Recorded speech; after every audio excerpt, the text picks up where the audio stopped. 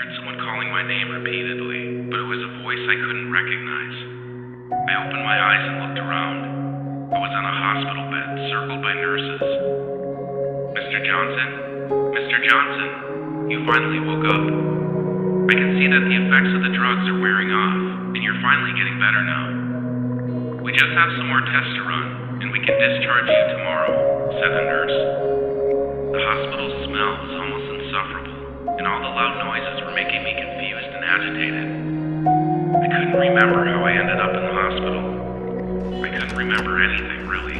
The nurse looked at me with kindness and continued talking. Don't worry, your memory will slowly come back. You just have to go home and rest. A difficult time might come, but if you need psychological support, we're here to recommend you the best. Again, we're sorry for your loss, and we all hope that you'll be fine. All the needed tests were done, so I was discharged the day after. I was standing in front of a house, confused about everything around me. I didn't know whose house this was and why I was brought to it. I unlocked the door and entered the house. Everything I saw didn't remind me of anything specific, but I had a familiar feeling inside the house. The smell of it made me feel somehow safe. What is this place? And why do I feel like I know it? I thought while looking around. I started going through all the rooms and looking at all the photos that were hung on the walls. Fractured scenes kept coming into my mind, remembering slowly who the people I was seeing in the pictures were. It felt like my head was about to explode from all the images that were rolling inside my head. I was trying to put everything together so I could understand how the story went. The memories that I got back were not the best. I remembered my family, my wife Gloria, and my two children, Luke and Lucy. My relationship with Gloria was not the best lately. Our communication was almost completely gone, and the time we spent together was almost non-existent. I was a workaholic, and I didn't take much care of Gloria or the kids. Gloria was always tired and upset, mourned by the family situation. We got into fights every time we got a chance because everything Gloria wanted from me was to at least try to take care of the family. On the other hand, I loved working as much as I could, and I considered that I was caring for the family. I have to admit, remembering all these things made me feel guilty. Seeing Gloria upset every day was never what I intended, but that's just how things always work between us. I didn't only have a bad relationship with my wife, but also with my son.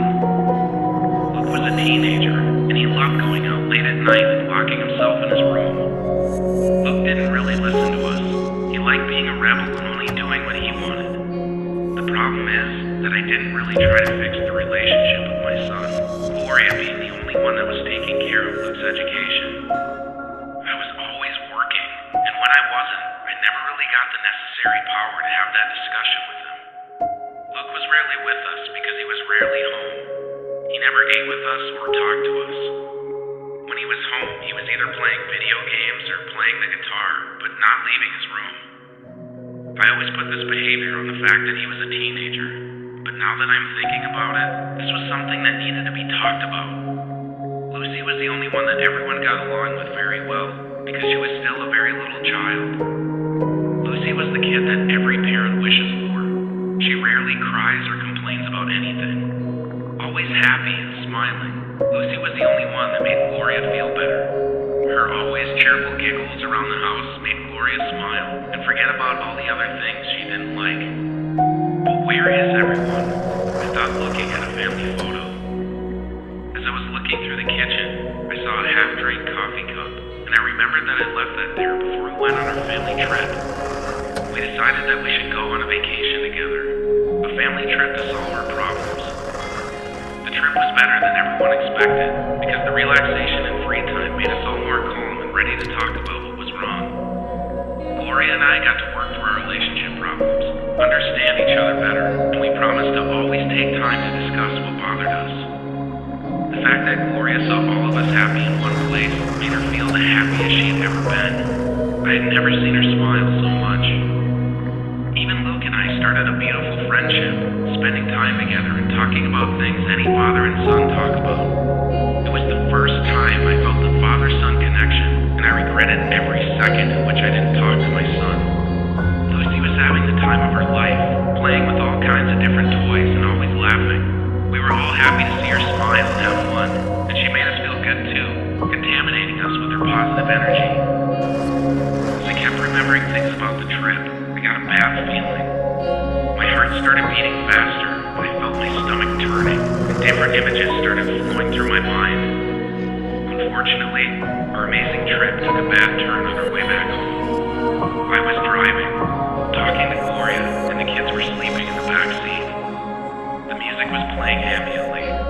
The kids were snoring, and I was driving on the highway. In that moment of inattention, I crashed the car brutally into a truck that was stationed in the emergency lane. The image and sound of the car crashing was the last thing I remembered before waking up in the hospital. The scene of the accident kept rolling in my head again and again, and I felt like crying on the floor, just now understanding what happened. The sadness and guilt started crawling straight inside my heart. My body was shaking, and I couldn't stop crying. I'd lost the family that I just got back, and we just started forming a real family again, and I ruined everything. All the time I spent in the office working and not spending time with my family was now my biggest regret. I just now understood why the nurse told me about the psychological help, and why she told me that she felt sorry for my loss. I couldn't believe the memories that were flowing through my mind. For weeks after that, I still had hope that it wasn't how I remembered, and everyone kept telling me that I remembered everything right.